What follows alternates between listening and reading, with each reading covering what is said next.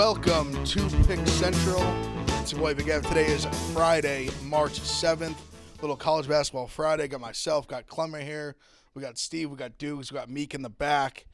Hottest news coming out of today. Somehow a LeBron James, Stephen A. Smith square-off post Knicks Lakers last night on the sideline. Wild story, but it's all anyone's talking about, so I figure we have to start off at the top. Yeah. I'm sure everyone's watching this. You've seen it after the Knicks Lakers last night. Bronny comes up to Stephen A. He's courtside, which just all-time visual of honestly the guy recording it. Unbelievable camera view. LeBron just standing over Stephen A., who was just courtside with Larry David. Yes, and Ari Emanuel, who's what a trio. Right. Just enjoying some NBA basketball on the Thursday night. LeBron presses him. One of those where you see the video and you're first of all, you're like, what is this? And you see him just standing over him, and you just see the intensity on LeBron's face. Like, this isn't pleasantries they're exchanging. This is like hey, keep my son's name out of your fucking mouth. So even his body language is very just intense and over him. He's not being too over the top. Where he's not like I'm gonna punch you. But he's not physically imposing on him, but he just naturally he's such a big human being. Yes. He just has that stature. So there's been so many takes on it already. Stephen A's already addressed it on the first take this morning. Dave gave his take on it. Always unbiased about LeBron. Always.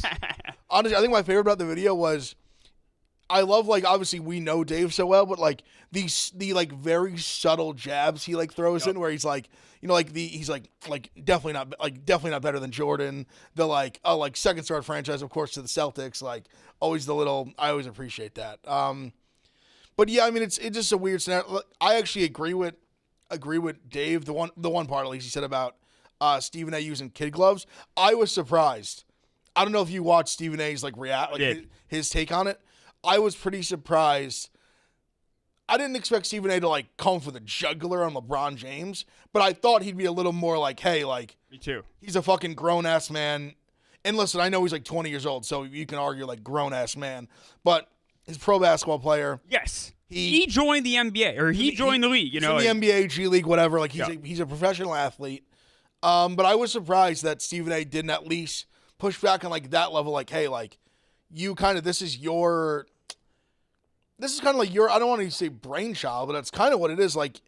There's a lot of debate. We can get into a little bit just the where Bronny stands, kind of should they have drafted him in the NBA, whatever. Should he be in the NBA at all, whatever. Because I think he should. Listen, he's averaging 22, 5 and 5 in the G League. There's tons of guys that do that just can't play in the NBA. We've seen Mac McClung be G League MVP and leading scorer, and he can't sniff an NBA court because I think so much of that stuff is role based. You got to be a role player. You can't just be volume shooter in the G League and then just go do that in the NBA. You're going to be trash out there. I just think I agree with the sentiment that LeBron kind of orchestrated all this. To me, he was the puppet master of I wanted my son drafted. Mm-hmm. I wanted him drafted to my team. Mm-hmm. You can argue, listen, late second, he was 55 or 56, whatever he was, late second round pick. How much value does that really, how much does it really matter?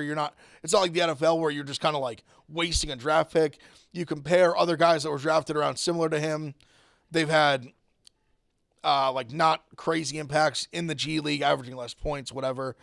I don't know. The whole thing's just weird. I get it from obviously I don't have kids. I get it from a Papa Bear mentality. But I also think LeBron, he orchestrated all this. He was the puppet master that wanted all this to happen. He named him LeBron James Jr. He said he regretted that. It doesn't matter. Still, it's the reality now. He's 20, whatever he is, years old. And I just don't your kid has thick skin. Because I actually, when you see Bronny James carries himself well, he's definitely a sharp, articulate kid. Mm-hmm. He's never had any issues off the court whatsoever, at all. He's also a smart enough kid to keep his mouth shut. Yes, he doesn't he doesn't get in the middle of this shit. He seems pretty savvy kid. So I feel he almost listen, it's the life of being LeBron's son and being when you put him on the Lakers, he's gonna get talked about on TV. It's not some I don't think it's some, if anything, they're they're treating him better. Like it's LeBron. Like ESPN loves LeBron. Like they love the Lakers. They want to be pro LeBron, and I honestly think a big part of that is why Stephen A. didn't go like harder. I understand he's got Stephen A's high up in the game as well. He's got friends up there. He even addressed in his little thing like I'm good friends with his agent, his friend. Yeah. He has my number. If he wanted to talk to me, he could have talked to me.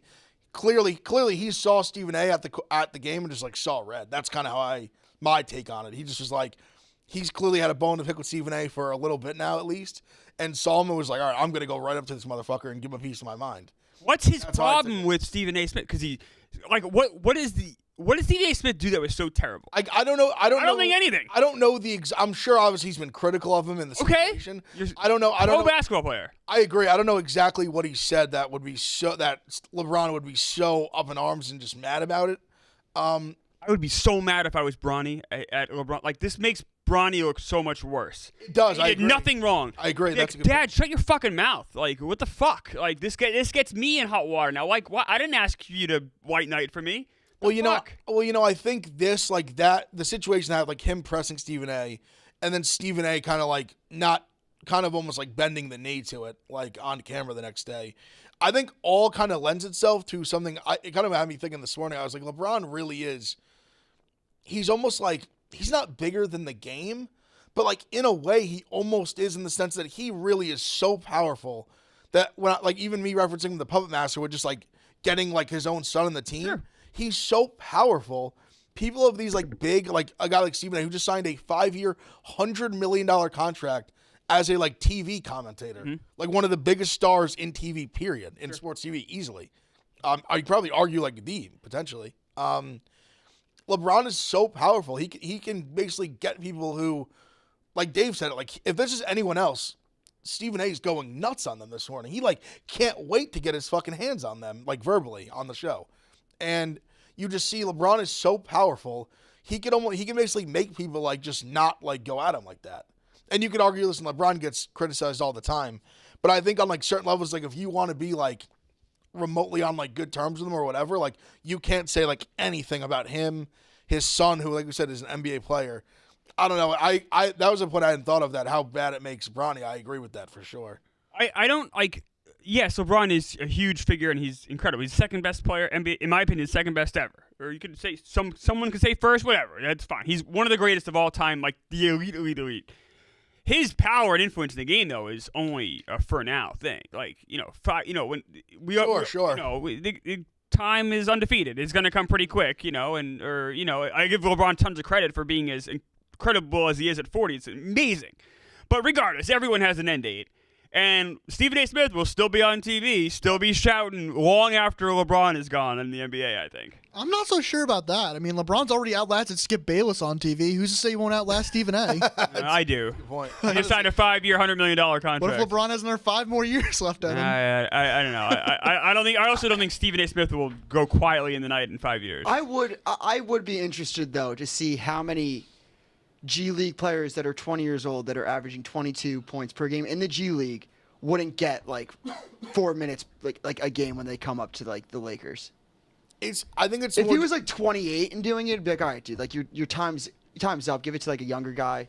But like he's still 20 years old, averaging 22 in the G League. So are you advocating for more time for him then? No, not more time. I just see no problem with him getting like 4 minutes, like when it's like. No, me either. I don't think anyone does. I think that's what Stephen A. Smith was saying, was that like he's getting charity minutes, where it's like, okay, like sure, there probably is better players on the Lakers G League squad that are like 26 years old, averaging 23 points per game, might be playing a bigger role, but like a 20-year-old doing it, like I see no problem with it.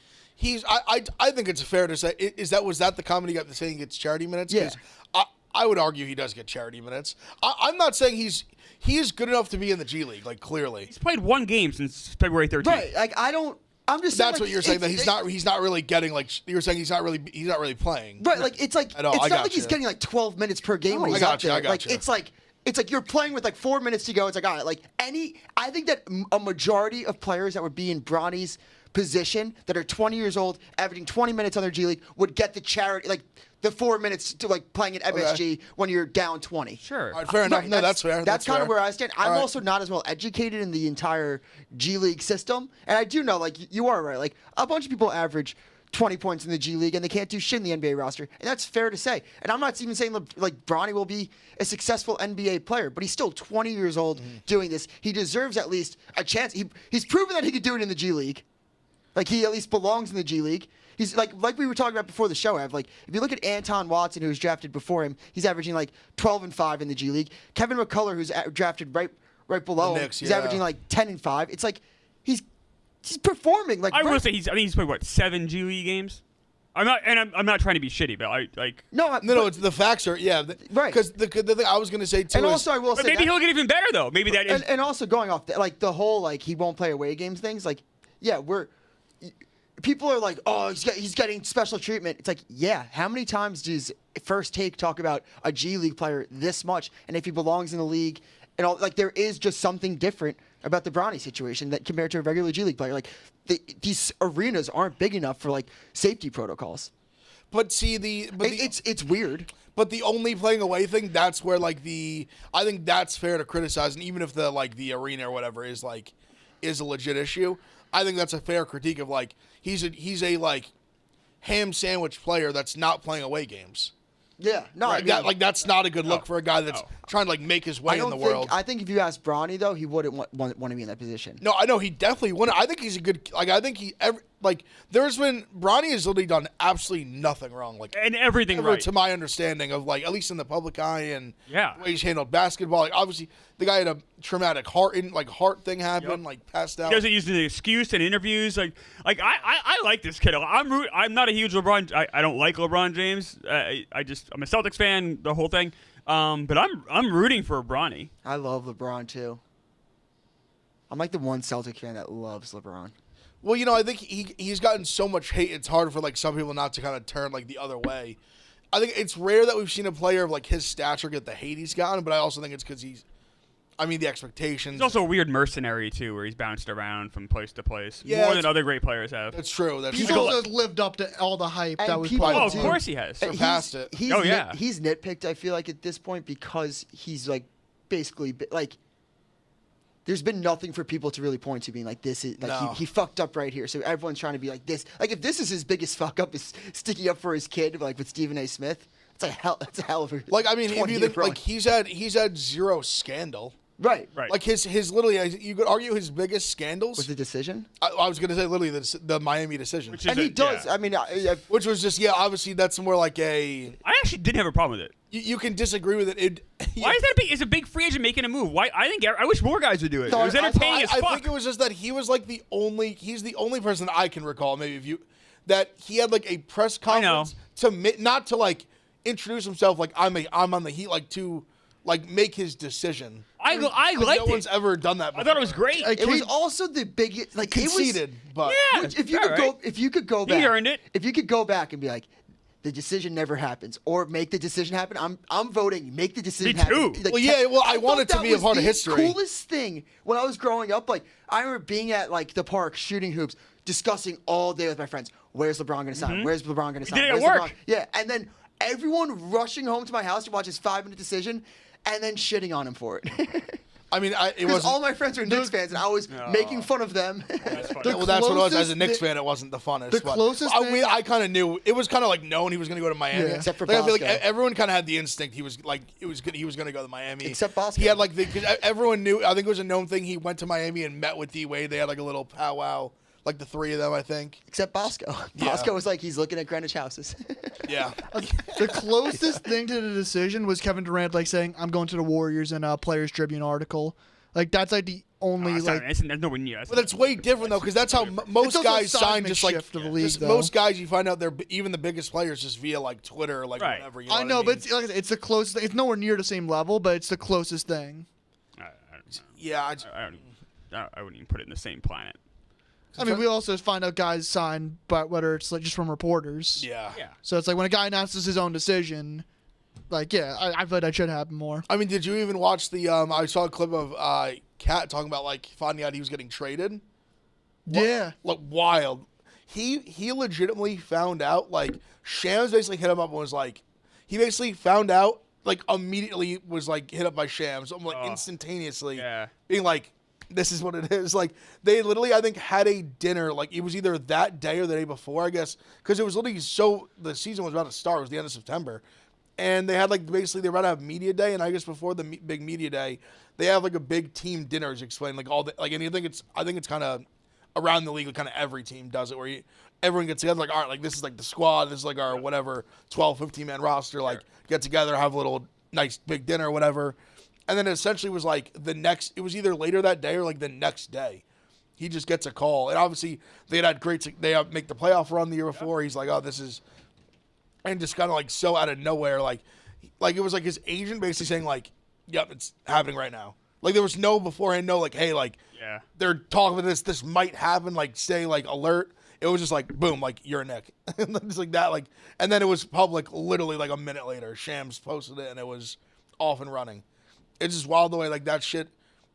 Like, I wonder how even these guys, like, Shams, like, they, like, who do you think, like, guys like that are really in with? Like, you think it's, like, the guy, like, the GM's right-hand man? Or, like, how do they get it so, or, like, the agents? Like, how do they get it so fast? I'd say both, all the above. And I know, like, you know, they're all, because they're also trying to hit up Shams for information on their end, too. Yeah, I guess that's true. I mean, I don't know. I didn't think about that part of it, where he becomes like the info on like the other side. I'm sure GMs are texting Shams, hey, you hear about this? You hear about that? He's connecting like all the dots on each side. Yeah. I mean, I guess we can talk a little bit too about the game itself. No. Yeah. Tough one for the Knicks. Brunson rolls his ankle in overtime. Had an incredible game. One thing he's not getting the respect he deserves. How clutch he's been this year. It's actually like. To like watch it like night in, night out as a Knicks fan, literally in the fourth quarter, like every time they like need a bucket, like in a crunch situation, down 2 or like down 1, whatever, like tie the game, take the lead, he just delivers every fucking time. Sprains the ankle, still hits both free throws. Yeah, hits both free throws to tie the game. They unfortunately lose the last minute without him. I don't think it matters he's hurt. I mean, as long as it's so locked, as long as it's not long. I mean, as long as it's not long term. Yeah, of course. I'm saying. They're saying he's going to be out like a little bit. Like, you guys are not going to catch the Celtics. No, I don't think so. I mean, and I don't think the Bucks are going to catch you. You got 3.5 games in the Bucks. I think you guys are like locked into that 3 spot. As long as he's fine for the playoffs, all that matters for you guys is that first playoff game. I think everything between now and then is irrelevant. Something I do care about for his sake, though, is, let me just check, he is at 61 games played, needs 4 more games in order to qualify for All-NBA Clutch Player of the Year in order to get awards. Yeah. It would be really shitty if he like missed that mark by like a game or 2. Sure. That'd be annoying because he's clear All-NBA guy, probably second team, I'd guess they'd give him.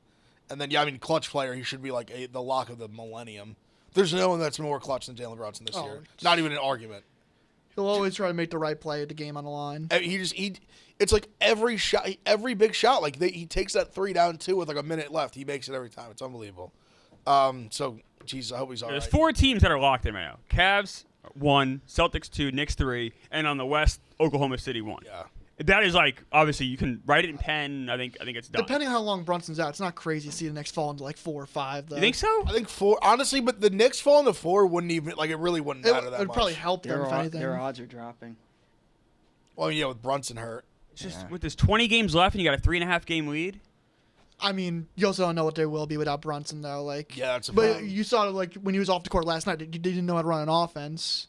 That was the biggest problem in the playoffs. Like last year, the thing is, though, if you never take him out. If you fall to 4, you could easily fall to 6.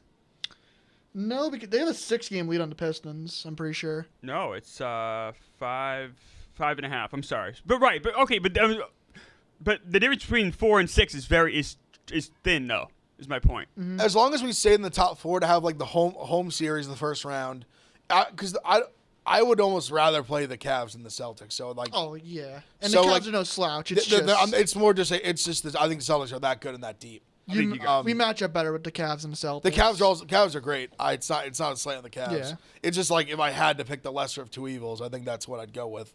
But yeah, playing them in the second round. Would you rather face the Pacers or the Pistons in the first round?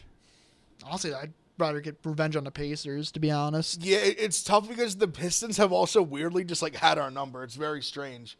One of those weird teams matchups. They've kind of like played well against us. Yeah. Yeah, I wouldn't mind to get our lick back against the Pacers. But also, we know that'd be a tough series, too. Yeah. But I also think we're a lot better than we were last year.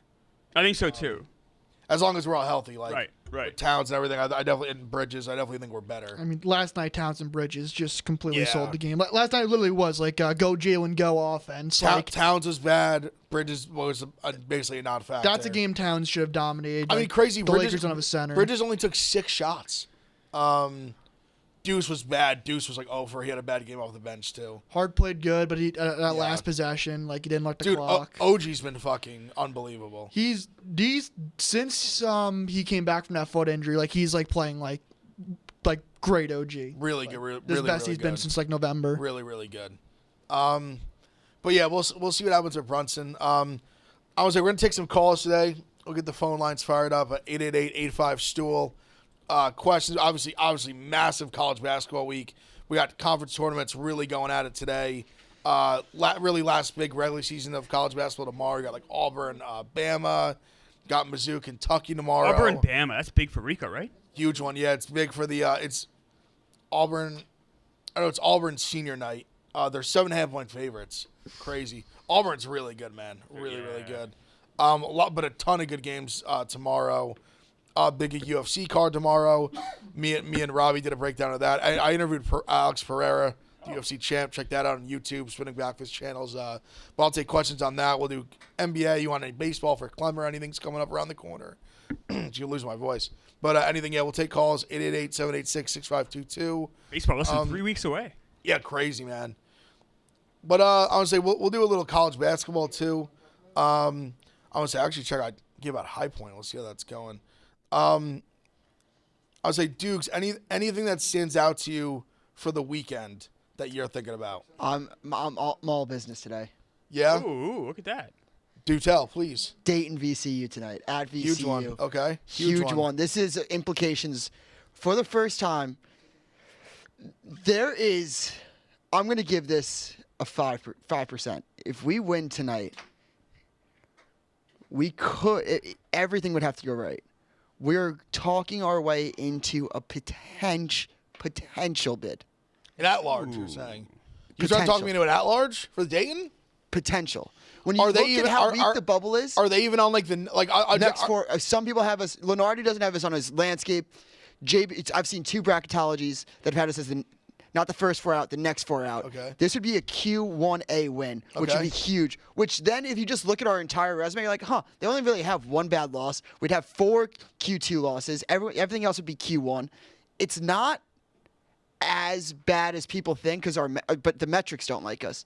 So if we win tonight, then we get a double bye in the A10 tournament. All right. And it's just a huge win. I mean, what's your record if you win tonight? Do you know? 21-9. All right, it's a good record. Yeah, like if you, Dayton too. They let a few play early. That would have been like there was a 3-game massive Q1s, like it's crazy. And this is huge Q1s. This happens every fucking year where people are like, all right, we're out of the tournament, and then like it comes down like, wow, the bubble actually really fucking sucks, and everyone's shooting themselves in the foot. And like, we're like, if we didn't lose that game against UMass, let me see. Do you know what that website's called? B-Ball. Here it is. Yeah, I was saying, Buckeyes got a huge one tomorrow too for tournament. If we win tomorrow, we're probably in. You guys aren't like a lock? Not a lock. I think if we lost this one and lost in the first round of the Big Ten tournament, we'd be on thin ice. Okay. We kind of in the spot where like a few teams have it, like a few of the bracketologists, whatever, have us like first 4 buys. Okay. Which means like you're like the kind of like the last group that's like safe. Yeah. And then I've seen a few that we're kind of like right on the bubble. If we beat Indiana on the road, I think we're good. I wonder how many teams win an Natty and then make it to the March Madness in football. No, like win a Natty in football, and then 2 months later, 3 months later, you're in the tournament. Even if you're just get knocked out of the first round, that's still a pretty good accomplishment. No, I just want to like the way we've gone. I just want to be in the tournament. With the way we started, I thought we were going to be way better. A few of our transfers hit, a few didn't. Like Michi Johnson just like isn't on the team. Bradshaw hasn't really hit. Bradshaw hasn't really hit at all. Yeah. He plays like a little bit. He actually had a decent game the other night, but he hasn't been what we thought he would be. Diebler, like new coach, he was the interim last year. They played way better when he took over. Kind of was Ohio State. I think they were kind of in a weird spot where like they're like, fuck it, we'll just kind of like give the kid the shot, see how it goes. It's went like solid. I think it's went good enough to he's going to get another year, but I think he's the kind of coach where it's like leash isn't going to be super long. Like he's like one bad year from just being out, like kind of like always, unless he puts together a few good ones in a row.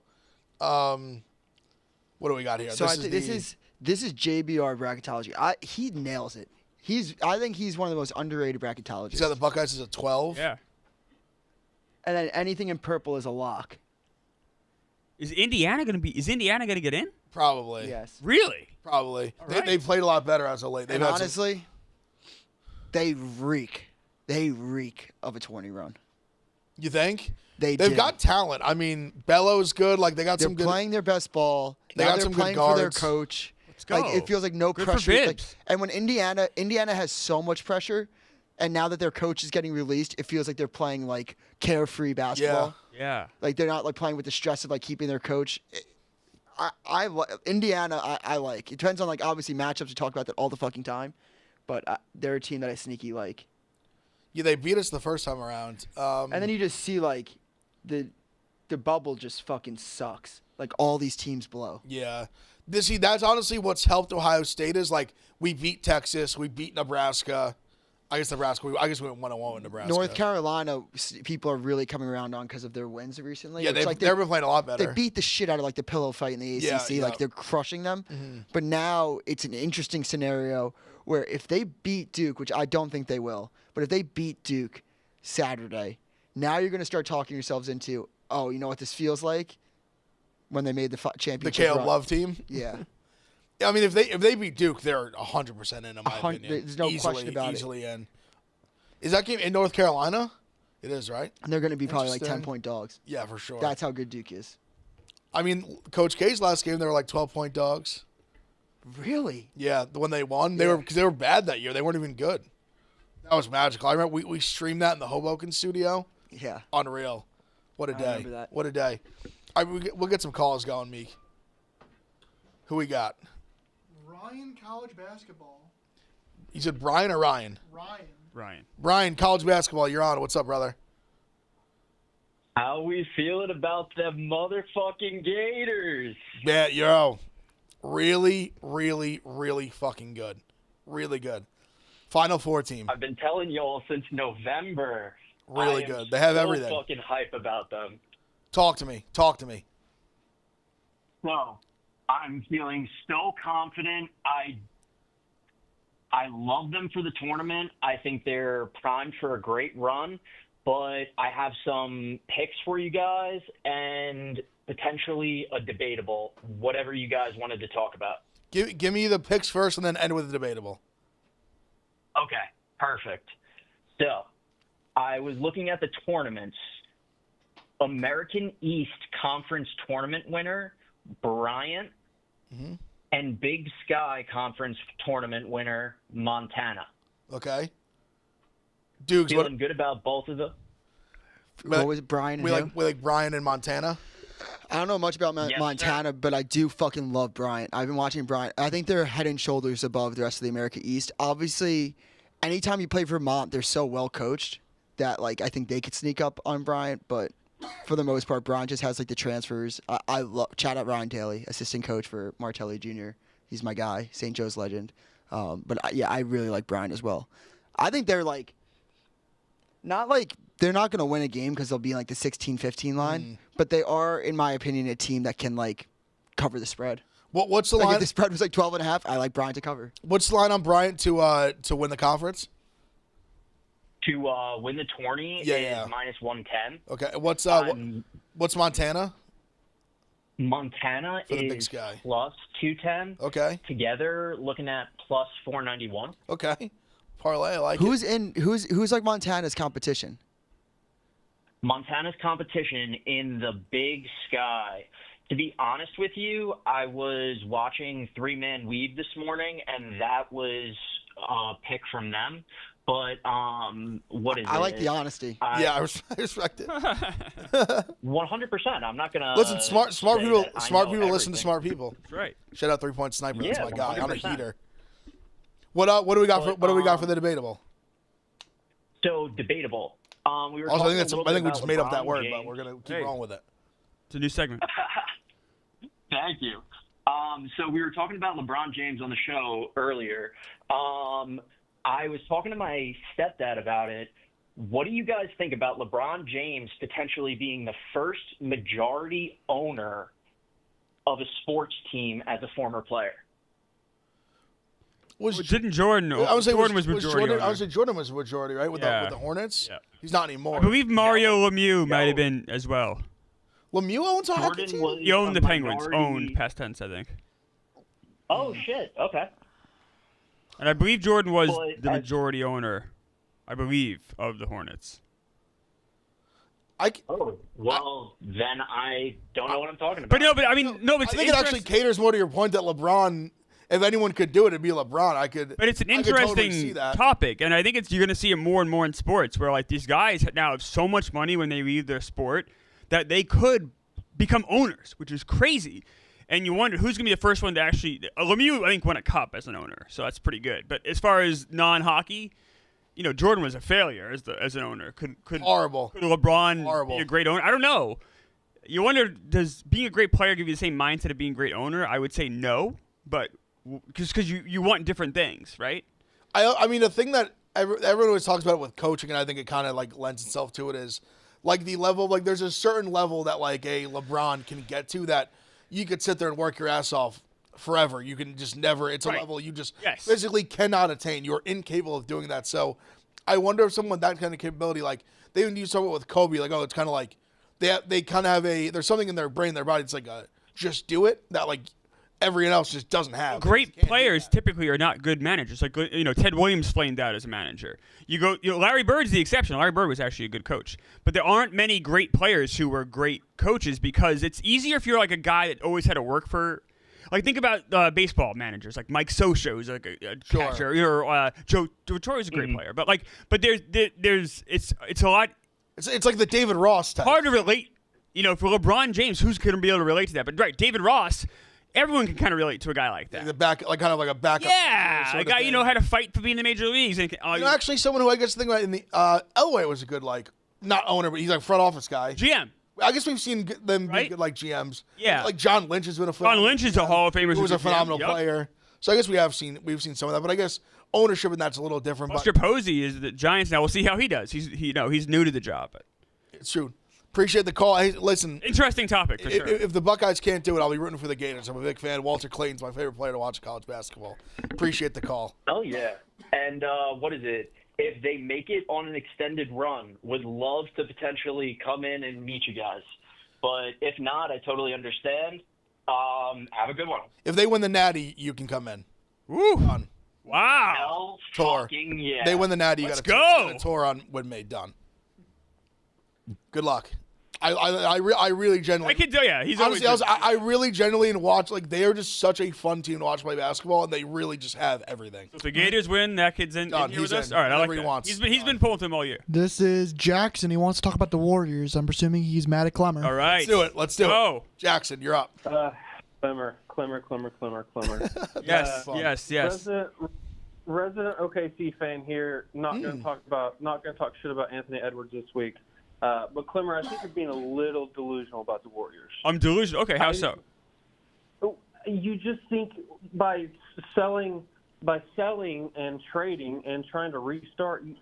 I think you're underselling how difficult it is to restart and hit on that. I mean, look at teams like the Wizards and the Hornets. They're just stuck forever. It's like, well, they didn't go and get a million assets for their players. Being a contender. It would be dumb to just restart and potentially get back to the trenches. You think it was dumb when the Celtics did it? Okay, yeah, the Celtics did great, but how many teams try to do that and it takes? Well, the Wizards didn't really try to do it though. They didn't trade away their best players for a bunch of assets before they got old. Look at Utah's rebuild. Utah's in purgatory and they got like 1 billion picks. Okay, I would, but I think Utah has potentially a path to the future now. They're tanking this year. They have a chance to get Cooper Flagg. I don't know. That's a great example, Phil. Yeah. I think it's a decent example in that like they're awful. They're awful. But I think I also think that's the problem with like the lottery for like a tanking team is like there is no guarantee they're going to get Cooper Flagg. Like no. Like there's quite like the Hornets are going to be very in the mix.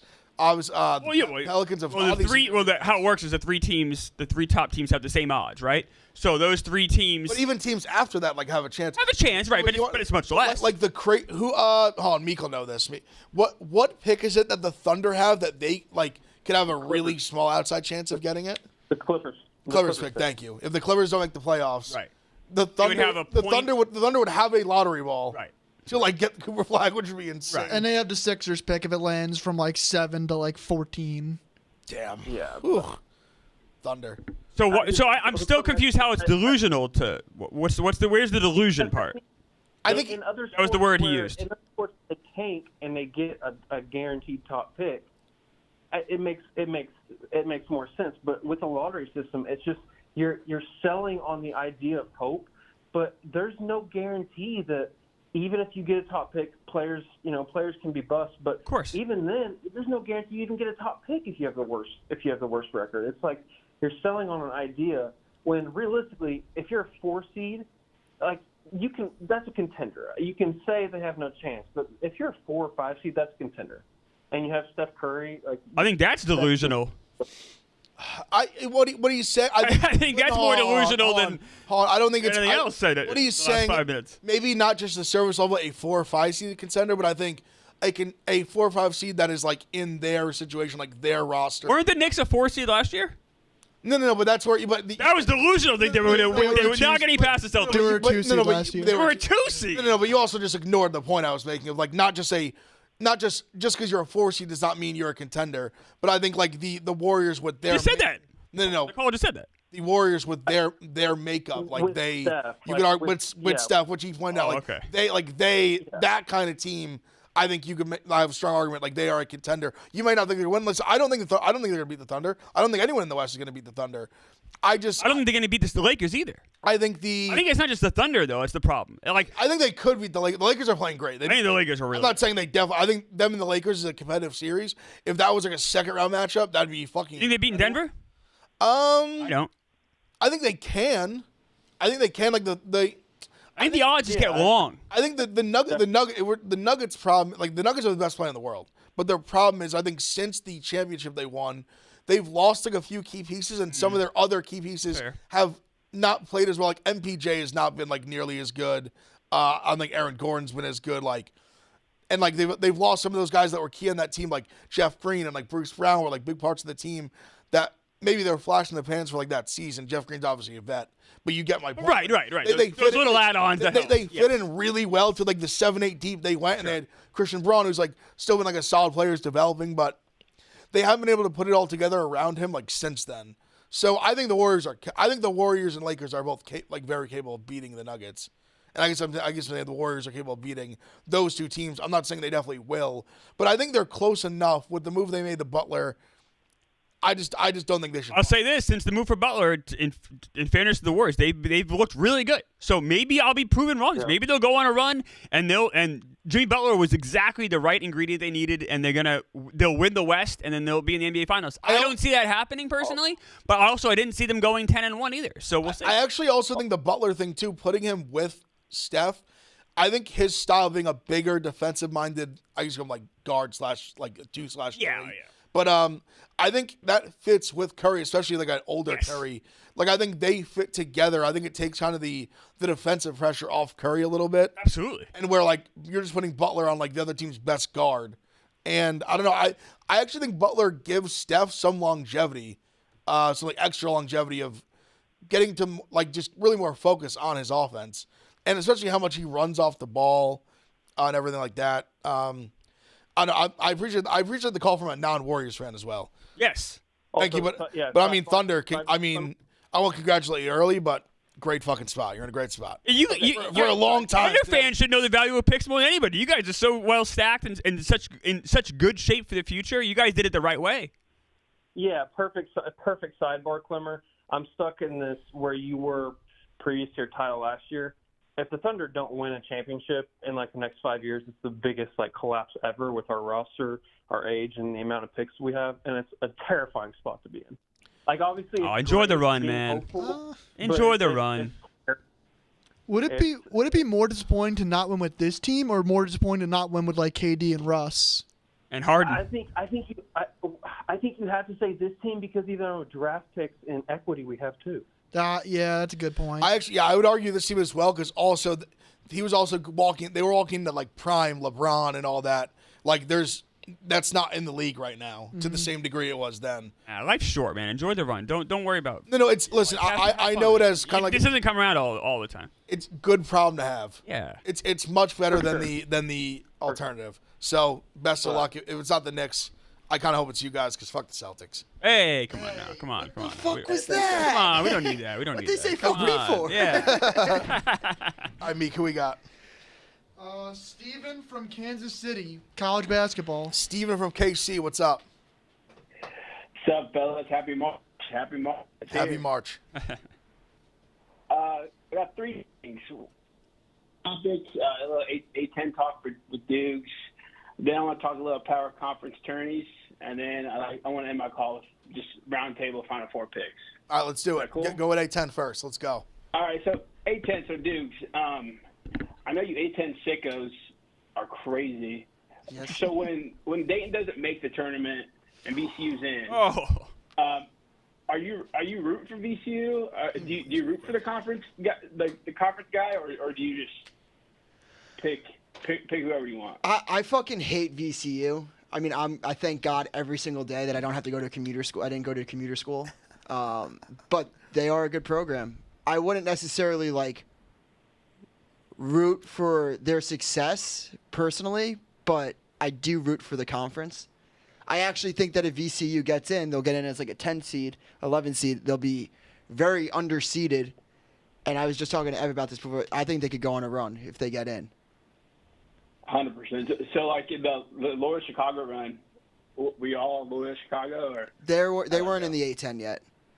Oh, they weren't. Okay. No, they're the Missouri Valley Conference. Like Duquesne last year, I was rooting on because especially people were like, how did the A10? I think the A10 is one of the most dysfunctional conferences in all of America. It's I think every single team in the A10 can compete in the tournament or the top half of it, but they just always shoot themselves in the foot before they can get to conference play. I actually like that question by him because we in college football, I feel like it's way more prominent. Right, rooting for your conference. SEC's made Mid-majors a whole always thing do. out of it. Mid-majors always root for their conferences. Even with a Michigan winning, I would never hype. But now that Ohio State won the Natty, I'd be like, Big Ten's won back-to-back national titles. Yeah, especially when the SEC starts poking their head in. Because they obviously SEC was on a crazy run forever. Yeah, but Dayton will get in. I'm telling you, the way that the A10 and Dayton basketball works. Half the fan base wants our coach fired. Half of them don't even want them to win because they just want to fire this coach. So now we're gonna win the tournament, which we never fucking have done. Haven't done it since 2003. We're gonna make it to the make it in, and then he's gonna get an extension, and half the fan base is gonna be pissed. Honestly, Dukes, I will be rooting for Dayton tonight, but I will still. If they don't, I will laugh at the video. Yeah, I just posted something about it. It's the funniest video of all time. It's the thing about VCU too that makes the tournament, I'd say, funnier if you're on the outside looking in. They've had 3 different head coaches since I started at Dayton, and every single one has been really good and led them to the tournament, and has fucked me, has bent me over and fucked me. Clemmer, you're familiar with the video, yes? I'm not. The VCU video? Oh. Could I make Dukes Shane pull it up? It's just someone got a cameo of what is he, former coach? Dukes, bro. He's a fucking. I bet you he's not even a fucking alumni. I forgot what the fuck he is. This guy. Oh, it's the funny. It just plays every time VCU beats Dayton. It's the funniest video of all time. Over this chair, okay. So, Dukes, bro, just to let you know, we really enjoyed bending you over, spanking that ass, and fucking you and your whole team yet again. Did that prison spanking, did that prison fucking get good? Yes, it was. You enjoyed every minute of it, didn't you, baby? Don't mess with who runs the A10, bitch. Oh my goodness! And that video just is on every time they win. It's just on Twitter. So honestly, it's been a couple times a year. It makes it. It's like usually. And tonight it's got a shot. Oh, Tonight no. we're back again. Yeah, they rarely sweep us, but like They beat you guys earlier this year, right? yeah, at home, like we have lost in like crazy fashion to them. Like we fucking own St. Louis. Like I can't even say anything about VCU is like my daddy. Like it's crazy too, because like they came into the A-10 late, and for us to have this rivalry with them like in only like a 10-year span is you don't really see that. Like you usually see it with like Xavier used to be a rival. I don't know. I think it's pretty interesting. Mm-hmm. Would you want to meet this man? Yeah, this guy's a fucking bitch and a coward. Wait, so who? I fucking have told him. Who is he? I fucking told this little bitch so many fucking times that to watch a game with me. Yeah. He just never He doesn't give me the time of day. I'll be like, fuck you, Jeff. I'll try to interact with this motherfucker all the goddamn time. He just chirps from his little he just chirps to the abyss. Never fucking interacts with me. He's a little fucking coward and a pussy. I don't know why. For some reason, I thought he was like an old coach that someone made like a cameo. No, he's a fucking loser. He fucking owns Actually, me. makes it even funnier. He did it like on his own volition. He Like that was tweets at me in the He hates Dukes that much. He's like, he you tweets enjoy about me that into print- the abyss and won't fucking interact with me. Like, I would love to watch a game with this motherfucker and facially fuck him in person. Enjoy that prison fucking baby. Yeah. Yes, you do. Yes, it does. Yes, it does. Yes, it does. All right, who else we got? I've read that guy in a few part calls, but I actually thought it was a good call. Rob in the Pac-12. Rob, what's up, bro? Yo, what's going on, fellas? Also, real quick, just got to shout out to homie Ryan for the Florida pick. I'm sitting on Florida plus 1,200, Duke plus 800. I think they're the two best shots to win it all, just based off length, shooting, and defense. But the other night was watching the ASU-Arizona game. Shout out to Bill Walton, and really just felt like, what the fuck did we do with the Pac-12? Nobody wants Oregon in the Big Ten. Nobody wants Stanford in the ACC. I want to see Arizona, UCLA, all these boys battle it out next week. And I'm just hyped up for the tournament, boys. What do you think? I couldn't agree. It really is a shame, like when you, especially some of the traveling some of the teams had to do. I agree. It's just a shame that the people running the Pac-12, they're who to blame. That's who needs to be blamed by all this. They didn't have a strong conference. They didn't have strong leadership. Like the biggest fumble and of they fumbled it by the way. So like, it's just insane that the West Coast couldn't have like their own power conference. It really is insane when you say it out loud. It's crazy. But I agree with you 100%. FSU, Miami, they're all going to want out of the ACC. Well, I don't know if you saw it. So crazy. they just was it Florida State and Miami, or Miami and Clemson? Maybe it was, or maybe it was Clemson, Florida State. Well, a combo though. They made some kind of it's two. A combo those two. In a few years, you guys can all get out. Well, they were trying to strong arm the ACC, and they basically made a deal that says like we're the top dogs. We deserve more money than these other teams, and they gave it to them to stay basically. And because there's a lot of discussion, especially with college football, obviously that's like kind of the center point of all of it. Right. Is for example, like in the Big Ten, is like Ohio State and Michigan going to do the same thing? Like, are they going to say, hey, we're the top dogs in the Big Ten, we deserve more money? I don't think they'll do that because there's nowhere to go. Like, where are we going to go? Like, there's no kind of up, like we're at the top. There's nowhere really to like go whereas the Clemsons and Florida States and Miamis of the world can say, hey, we'll go the SEC or the Big Ten, fuck you. And then your ACC's nothing without us. So I think they had more leverage power in that way. But I totally agree with you that it really is a shame to think that the Pac-12 just evaporated. It happened so fast. It was like, imagine if you were in a coma like 2.5 years ago and someone was like, hey, Pac-12 is just not a thing anymore. It's just gone. You'd be like, what the fuck? What are you talking about? And I just feel like these, like UCLA, Oregon. Yep.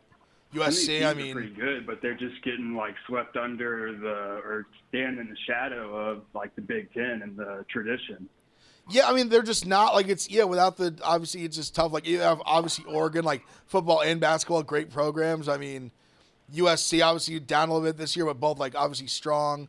I mean, UCLA strong. It's tough. It really is like, it's just crazy that they're just not a thing anymore. Shout out to Pac-2 was holding it down there for a second. But shout out to Pac-2. Let them have a 7-game series. Yeah, right. I appreciate the call though. Yeah, man. Appreciate what you guys do. Have a good Friday, good weekend. Let's get some bets in. Let's hit them. Let's go. Have a good weekend. All right, Meek, what else we got? We got a Murray State pick here from Austin. I like that. Austin, give it to us. What's going on, guys? First of all, Clem, congrats on the Pro Day win. Thank Big you. Ev, looking beautiful. Shout out Booth, Meek, all y'all. Anyways, so yeah, I want to talk Lightning game a little bit, just crazy real quick, and then Murray State, obviously. That the game ended. First of all, it started 5 goals in the first period, 5 goals in the second period, and then just 1 goal in the third. 2 minutes left. Lightning get a whatchamacallit. I can't even think right now. But anyways, it ends Power up play? going 6 on. Yeah, power play. 6 on 4. Or sorry, Sabres get the power play. So Sabres down the goal, 6 on 4, then another one. The Lightning ended up winning with a 6 on 3 situation, which was just crazy. Thank God, cashed on that bet. Holy shit. But anyways, Murray State, they just played last night. They blew out, let me see here, Evansville, 21 points. They're playing Bradley tonight in, I believe it's St. Louis. Yep, so a neutral site. Bradley hasn't played since the 2nd, so today they're on like 4 or 5 days of rest. Murray State just coming off of a pretty big win against Evansville to start this Missouri Valley tournament.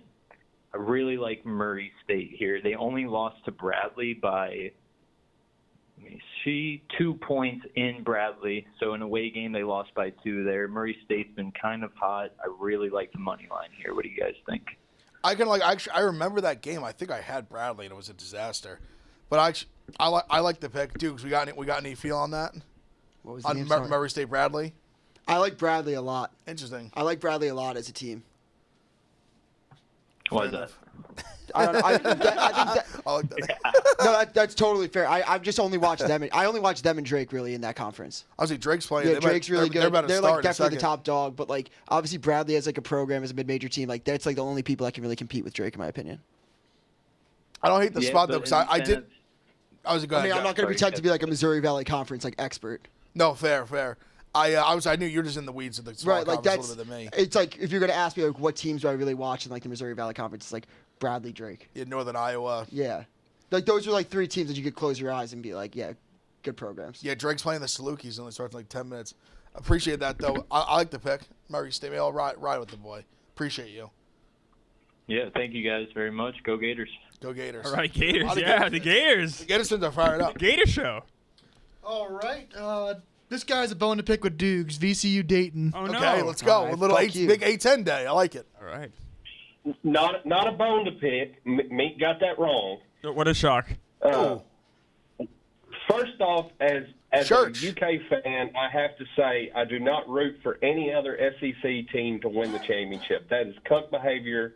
You don't like. I appreciate that. I respect Second, that. Murray State pick is a great pick. I'm a Murray State alum. I live 5 minutes away. They're playing great right now. Money line is safe. You could even alternate line it and probably -3 to juice it.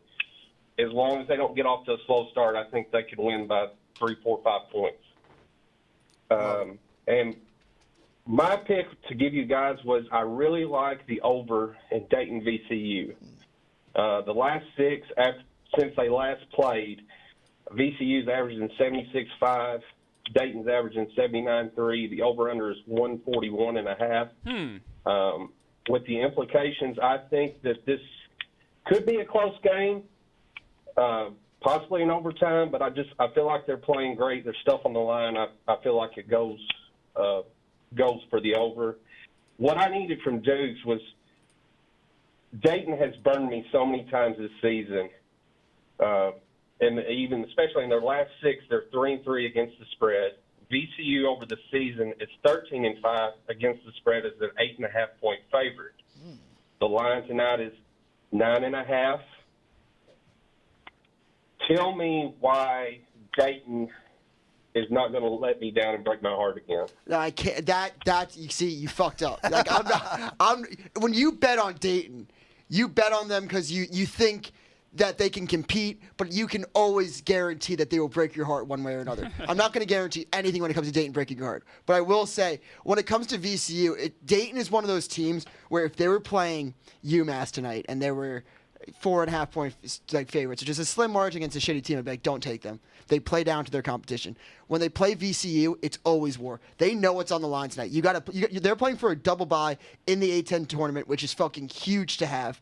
Yeah. And then they always play up with VCU. Like, even the last time we played, I know it was at home, and, like, home does matter. But we had the game locked up with, like, 4 minutes to go, and VCU just went on a 12-0 run to close the game, and it was just ripped away from us.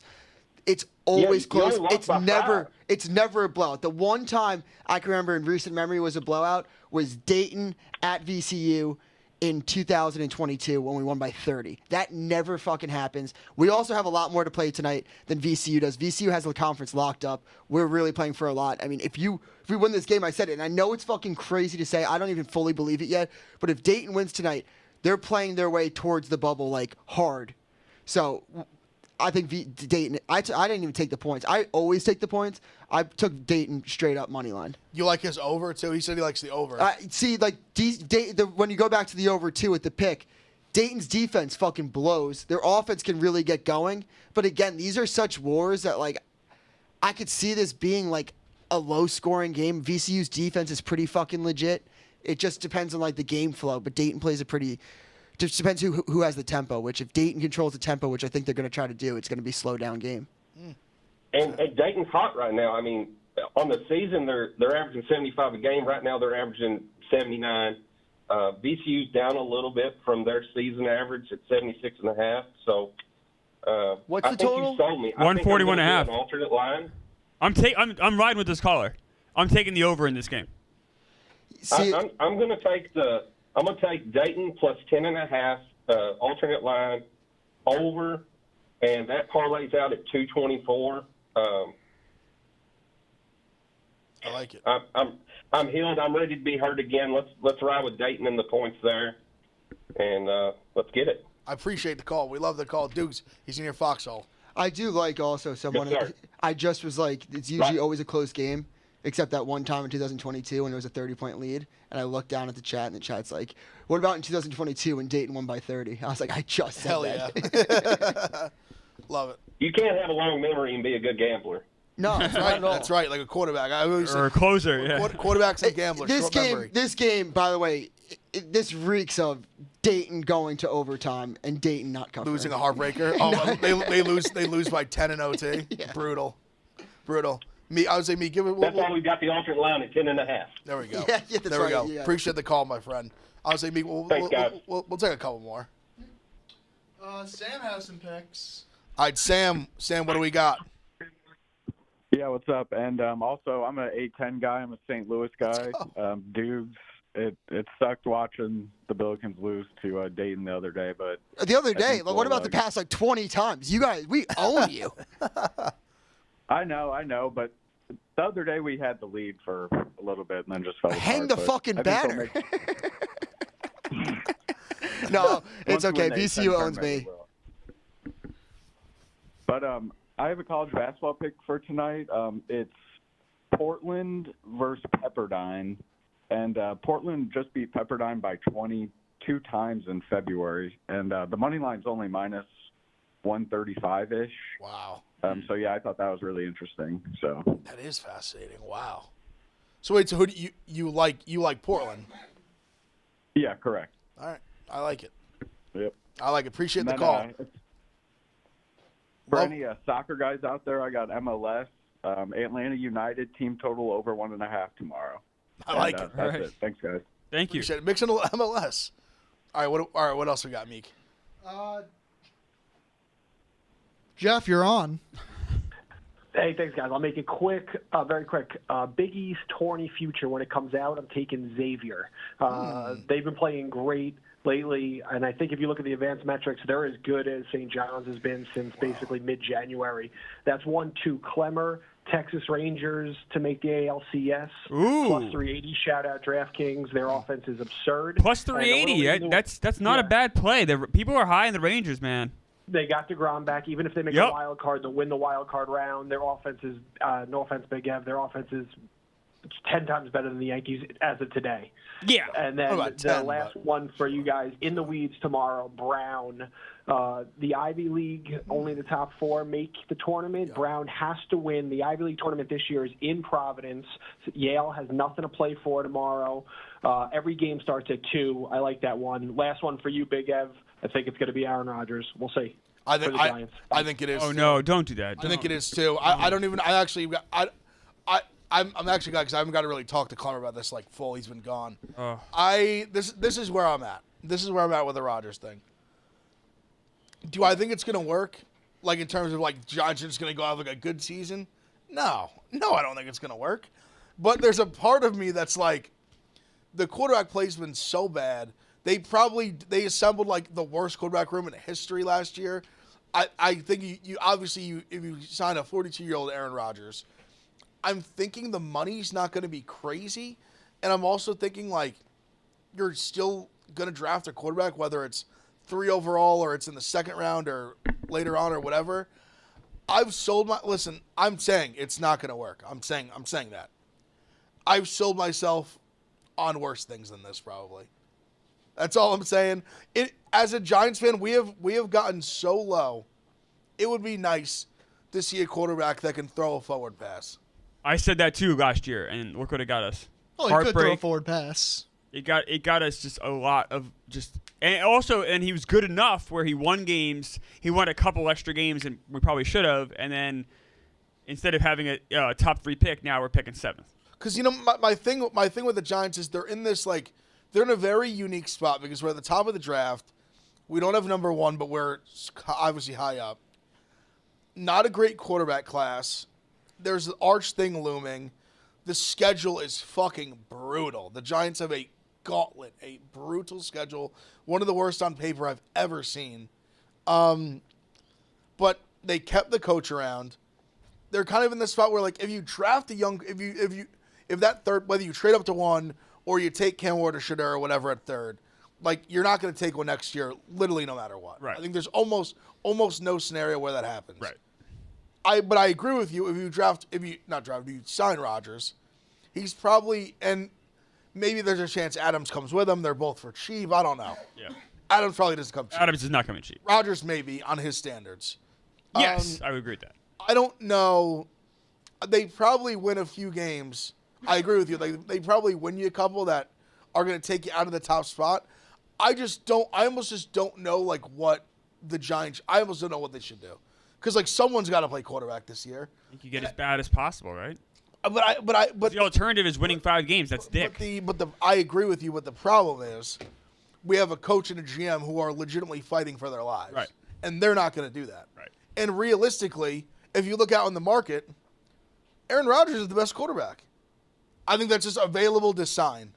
Well, Sam Darnold. But. I actually think Rodgers is better. That's why. That's just. I think Rodgers is a better quarterback. Come on.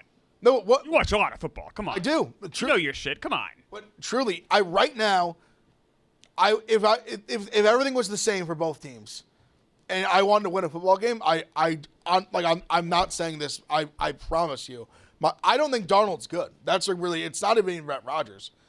Sam Darnold is not a good quarterback. He played way over his head last year. I'll give you that because he had Justin Jefferson. I understand. I'll give you that.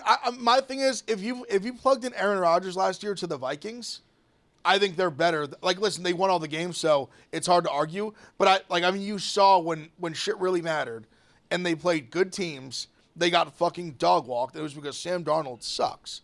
But the Vikings have a good offensive line. They have arguably the best receiver in the game. Addison's very good. Hawkinson's very good. Jones is a good running back. Defense is solid. I think for all that to be the case, and then you have the last game of the year against Lions, goes bad. He plays horrible. You have the playoff game. They get absolutely demolished at home by the Rams, a super young team. Yeah. And you see what a real good veteran quarterback on the other side is like. I'm just not a Darnold guy. I was saying that in real time. He was playing great, but I think you're seeing how no one wants to pay him. Rodgers last year with Green Bay, he wasn't good. He was okay. They literally all rookie receivers. And they still were like 8 and 9. He hasn't improved. He was bad last year. So, one minute, Clemmer, would you rather have Sam Darnold at $50 million a year or Aaron Rodgers for like 12? Aaron Rodgers at 12. That's the thing we're talking about here. Because that's a different argument, though. That's fair. I was honestly, truly, I think if it's all the same, I think Rodgers legitimately right now is a better quarterback than Sam Darnold is. Yeah, I can't. I think Sam Darnold's max, like we saw, like in the regular season, his absolute like ceiling. We saw it like when everything is like perfect around him, from offensive line to receivers to coach. Even O'Connell, I think is a phenomenal coach. Very good coach, especially quarterbacks. I don't know. That's just my opinion. I just think Rodgers is still better. But I don't know. I agree with it. I just think the Giants. I think that's what's going to happen. That's kind of what the Art Stapleton, who's like been a long-time Giants guy for years, like really is in tune with the team. Yeah. Like he's saying it. He thinks it's going to happen. Like at some point. Listen. I'll jump on the horse and I'll ride. We'll see what happens. I'll probably get bucked off. But yeah. Yeah, the Giants, listen, we're fucking, it's a dumpster. I do think we have to talk some baseball on the show. I'm not sure if you saw Vladimir Guerrero's extension ask for the Blue Jays was less than $600 million. Do you think Vlad Jr. is a $500 million player? So how old is he? 27? 26. 26. Yeah. He's my age? Yeah. I knew he was young. He was in the league so young. Oh, I still got it. There you go. 26 is young? Yep. I guess probably not, honestly, Phil, but he is in this marketplace, so I guess he is, if that makes any sense. You know what I mean? Like $500 million player. The thing is, he's not very... For like 15 years kind of thing? Like, yeah, like 15, whatever, 13, like whatever. Right. Let's say 15 years, $550. Would you say like that's what he's worth? I don't think so. Well, he's worth whatever somebody pays for him. Yeah. Sure. Now, would I be thrilled if my team gave him that? Kind of, because there's no salary cap in baseball. It means my owner's spending money. So baseball's such a weird thing. If it was football and that was a portion of the cap, I'd be a lot more nervous. But it doesn't work that way. I hope the Mets do go out and sign him because Alonso's likely to be a free agent next year, and we'll need a first baseman. I'd still be surprised if we're in the mix just because the way Stearns has handled first base, even dating back to Milwaukee, the way he was with Alonso.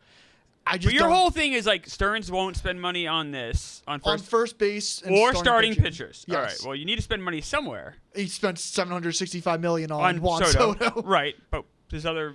It's also more about like long-term contracts. We're not talking like short-term. We're talking 15 years. That's 15 years. You're guaranteeing a roster spot. Right. Also, I'll get a real quick niche for you guys. Quintana, was that annoying to you guys? I would have liked him back, but it's like fine. I'm not heartbroken. Like just that you guys like starting pitching, definitely something you guys could use. I mean, Quintana's not something, but he was obviously he pitched well for you guys. He was fine. I would have liked to had him back, but like I also don't mind going with the guys that we have. Not like Quintana's that much of an improvement, or even if he is one at all. He's also 37. Yeah, he's on the older side. More just depth. I was thinking I figured if we're the right like. How much did the Brewers give him? Like $5 million. It was that's what I saw. And I was like, I wonder why the Mets wouldn't just like. Why didn't the Yankees do it? I mean, you guys could use some depth in that rotation now. Bizarrely, but this was pre the Luis. No, he got signed after. Yeah, was it after? I was kind of waiting for the Yankees. Luis Gil just got hurt like a week ago. Yeah, he'll just. I guess Quintana was. I guess it's about the same. I mean, the Yankees also should have got Jose Iglesias, and he had third baseman. I'm shocked the Yankees have been also not too high on JD Martinez. Though JD Martinez aged like milk last year, so I don't know. Maybe. Although his swing will always play in right field at Yankee Stadium. Yankees, I'm writing a blog about today. Yankees are having some real issues. This is Gil is a problem. From hell. Yeah, I mean, Stan Gil getting hurt. Also, Dominguez can't play left field apparently. He's horrible. He's had some problems. And that Yankee left field is so important. Yeah, he's had some problems. I think the Yankees are in it's a real issue. It would definitely be annoying to, especially just the way the World Series went down, fielding clearly an issue. To just run the base running obviously was an issue. To run back some of those similar, I mean, Dominguez better base runner, but if he can't field the outfield, it's a problem. Because when Stan's healthy, he has to DH. Right. You're probably getting the age where like you obviously you want to give Judge a day off here and there to DH. I mean, who knows? I guess Goldschmidt's going to play first base. He's going to play first base pretty much every day. Yes. I guess a guy like him, even you might want to DH every now and then. I don't know. I will say, as much as Goldschmidt's abilities seem to be declining, he has been fairly durable. That's what you hope for, and you hope maybe he can. bring back a little bit of pop. He wasn't horrendous last year. I mean, if he can even, like we've talked about, if he can just give us even what he gave us last year, it'd be a massive upgrade from what we've been walking out to first base. I mean, Stanton's injuries are to both elbows. That's significant. See, Stanton's at this weird state. Like, we obviously, listen, you got to be good enough to get to the dance. Stanton's, he's almost become like, just be healthy for the playoffs and do your playoff thing. I don't know. It's definitely an issue. Aaron Judge might have walked 200 times this year. I'm definitely he's gonna walk his shit. I don't think JD Martinez makes sense to him unless like Stanton's like completely out for a year, because like JD Martinez can't play the field either. And what happens? You just cut JD then. But what if he's like too good to cut? Then you trade him. It's a good problem to have. See, the third base thing is more of like a, I don't know. It's just I don't know. Yeah, you have no third baseman. That's what I'm saying. Like if they trot out fucking LeMahieu. Right now, there's no. He's hurt. Right now, there's I'm hurt. He can't play. But I'm saying like it's just like you have no DH. You have no third baseman. You have no more pitching depth because now you got Stroman in the rotation. Yeah, Stroman's going to be in the back. And then you have a left fielder that can't field the position. Which this is starting to be like disaster zone. But the Stroman, even the Stroman thing is like, listen, I would obviously prefer Luis Gil to be the starter, but Stroman being your fifth starter is not like the like. It would sound like, oh, I don't think that's the panic button thing. I think it's everything else is. No. I think Stroman's a fine fifth starter. That's what I'm saying. My problem is, what if somebody else gets hurt? Now you have no more break glass in case of emergency. I agree. Will Warren, I will say to Yankees' credit, Will Warren has looked good in spring training. So maybe he is that sixth starter. Maybe he has matured. And if that's the case, then that's a little bit of breathing room. But if Will Warren isn't making improvements, you're in real trouble. Yeah. The Yankees team, I don't know, man. I was definitely Gil being out as long as he is a problem.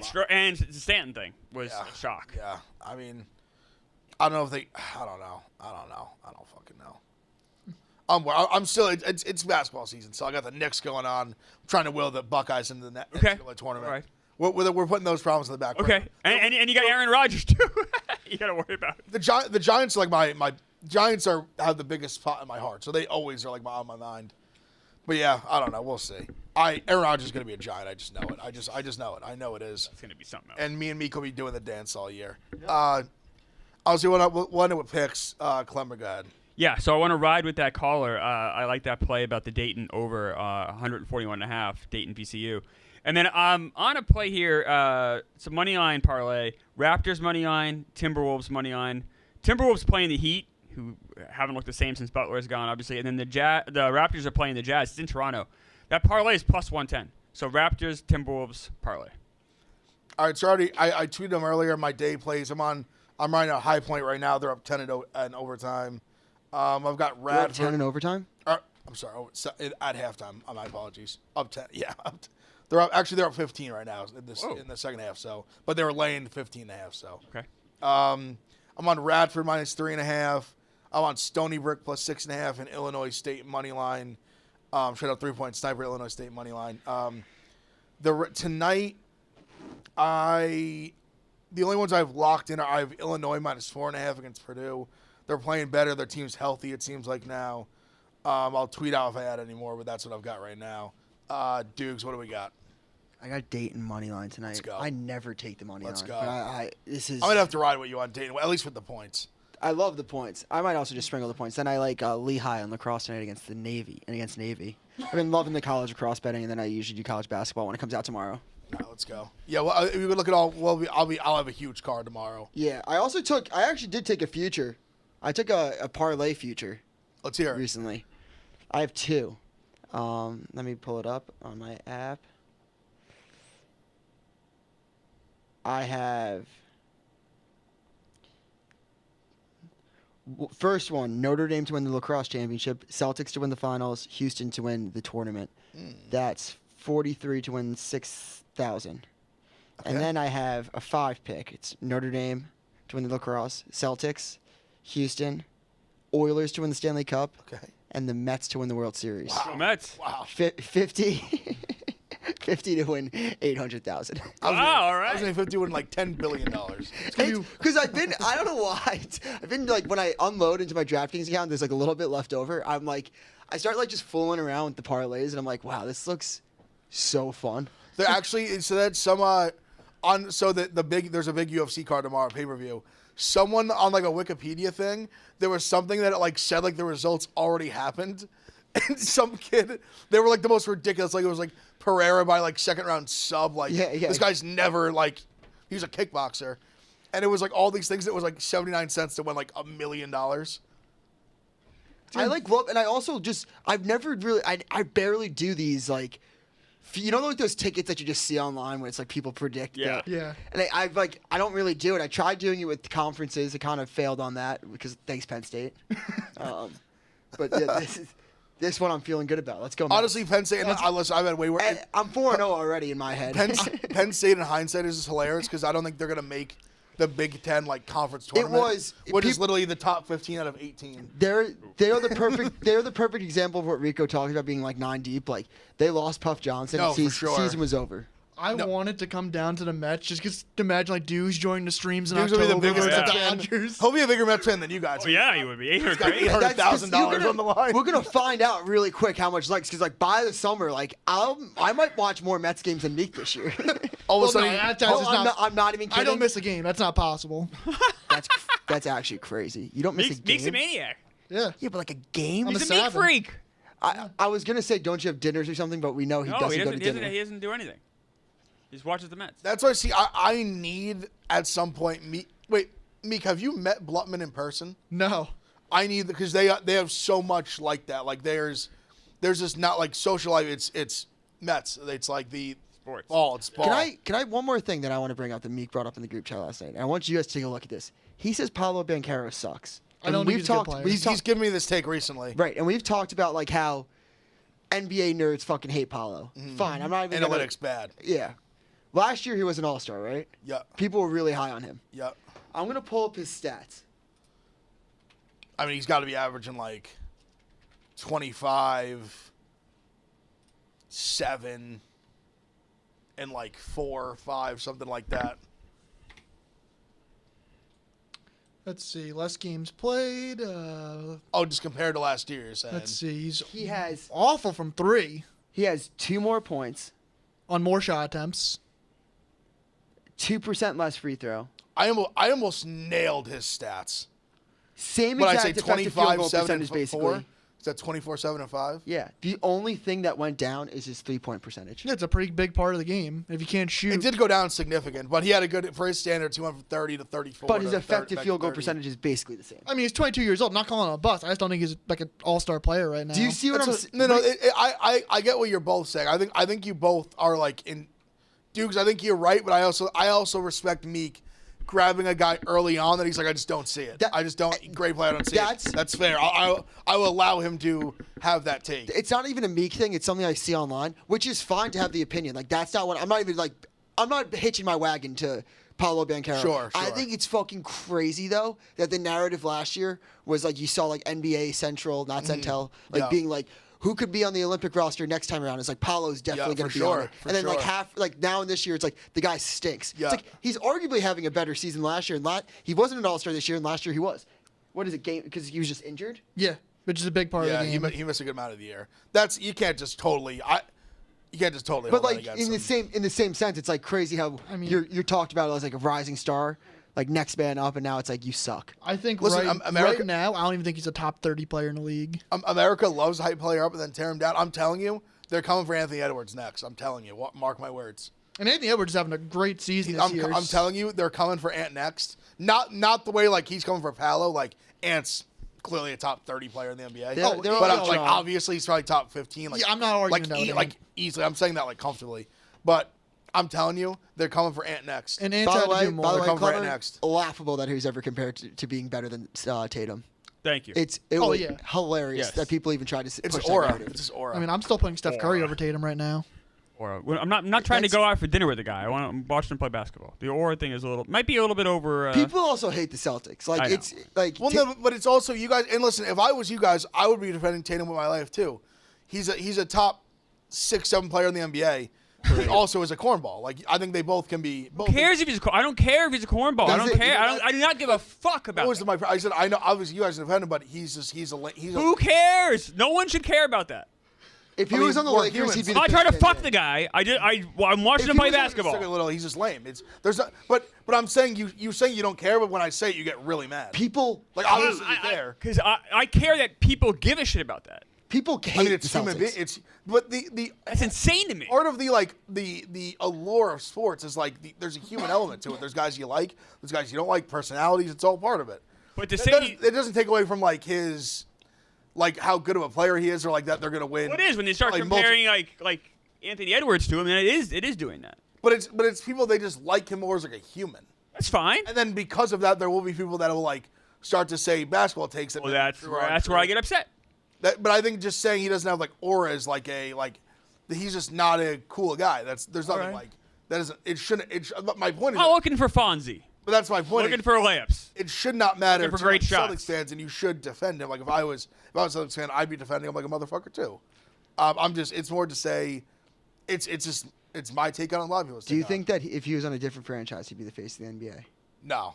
I do. I think it's personality. If you put him on the Lakers, I think that the entire narrative around him changes. Like even the Celtics documentary, which is episode 1, fucking rocked. People are like, did Bill Simmons make this for himself? People do not like the Celtics.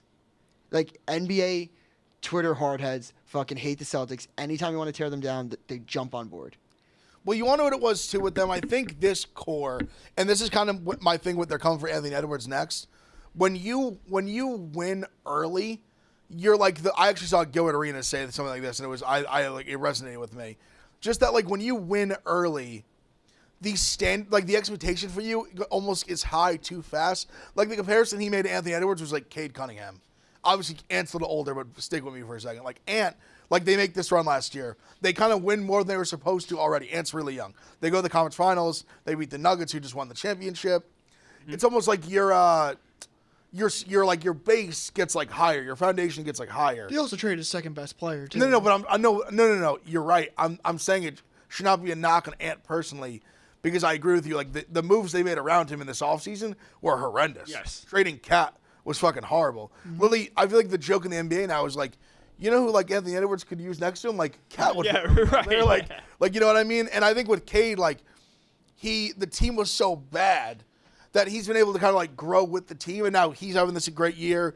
He's taken the Pistons to like from the doormat to like a playoff team, where Cade's like he's almost gonna get a longer leash, because it was like he kind of like took the blows early. They're slowly kind of climbing, and I think America almost as a whole, like for better or for worse, they just kind of gravitate to that. Where like this, my point, the Celtics comparing it, where they had so much success so early in Tatum and Brown's careers that they had these for like you have the series where they don't make it. They lose to the Warriors when they were like favorites. They lose that godforsaken series, the Heat, where it's like holy shit. So I think because of that, people were like, not like fuck this team, but just like almost stamp this like loser on them far too early, like way too early. They obviously break through last year. They have an incredible run. They win the finals easily. And then now obviously like the Tatum thing is a little bit different. It's more just him as a human. But again, I don't like for you guys. I'm not saying it should matter. People just gravitate to certain personalities. Ant just has like a way more likable. As a fan, would you rather have a great player who is a cornball, or would you rather have a good player that's cool? Well, I think you're nitpicking. I think they're both great players. Obviously, win the championships, but who would you have your team then? Anthony Edwards or Jason Tatum? Tatum, but of course. Tatum by ease, yeah. I mean, it's Tatum without a lot of hesitation.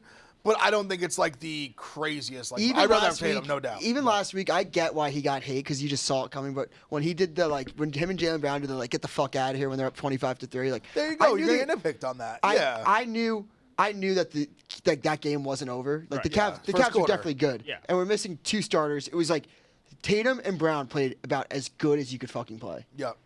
And you lose, and then people were like, "Oh my God, this guy's a fucking cornball." It's like, all right, so he doesn't talk, he's a cornball. He gets a little cocky, he's a cornball. It's just that told me everything I need to know. Like I was like, this guy's never gonna be able to fucking win. The coward segment also was so funny too. Well, it's the Kobe text. He hurt himself badly with that. Like I'm all talking public eye stuff. Nothing to do with basketball. I agree with you. The LeBron text or Kobe text hurt. Even like his. I don't even want to call them antics. They weren't like antics, but like after the finals, every time he got in a mic, he just used like someone else's old quote. Like he just like he did the Garnett like anything is possible or like whatever he said. It was just like, bro, like can I admit something? That was so lame. And then even at the after party, he did the Kanye I guess we'll never know. They said what happened if the Celtics didn't win the finals? I was like, dude, can you say anything out of your mind that's your own brain? I had no problem with the I guess we'll never know, because I think that was, I actually personally thought that was pretty funny. But the anything is possible thing, even a Celtics fan had to be come on, man, come on, man. When I saw them in real time, that's your moment. This is your moment. You're the best player on the team that just won the championship. Celtics hat off. Thank you. In real time, I was like, man, that almost ruined it for me. Thank you. That's what I'm saying. It's stuff to laugh about. This is still what I appreciate about sports. The Celtics are the fucking best team in the NBA. Or the reigning champs, them or Thunder, whatever. It's just I think you can have Tatum's a elite player. Also, the Olympic stuff didn't help either. No, I'll give you everything you've said so far. I can't argue with that. I'll push back a little bit on. He's not his fault. No, I don't think it was his fault. But it was just the whole way it went down was just weird. I agree. The way Kerr used him was strange, but it was weird that when they played him, it didn't work. And even that, I'm not. He was better than some of the players who were playing that it was working. Yeah. Derek White was getting more minutes than him. He couldn't shoot. It was strange. It was just very strange. He just didn't play well. He couldn't shoot in the Olympics. I mean, he was also coming off where people were he got carried by Jaylen Brown to the finals. That was a narrative out there. Well, that hurt him too. He shot horribly from the field in the finals. And then he played well in the finals, to end the series. You could have. I argued. I thought the way he facilitated was unbelievable. But then he didn't get any credit for the passes he was making. The way they would double, triple team him, he would cut to the lane and just drop it off to someone, easy dunk, easy layup. He never got enough credit for how pivotal that was to them winning that series. Public perception-wise, though, going from how he played in the playoffs to then going into the Olympics where he was benched did not help NBA Twitter talk at all. That's the point. It was the bad shooting in the finals to not getting the MVP to the corniness after winning straight into the Olympics.